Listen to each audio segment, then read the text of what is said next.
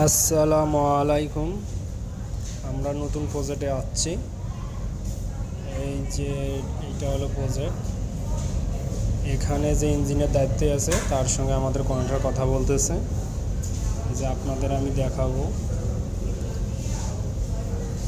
সাইডটা ঘুরে ঘুরে। এই যে আমাদের বাবু ভাই, এই যে দেখেন আমাদের সাইড। আসসালামু আলাইকুম। আমি প্রজেক্টের বলা চলে মিডিল পয়েন্টে আছি। এই যে পাইলিং ওখানে পুঁততেছে মেশিন, অনেক বড় প্রজেক্ট।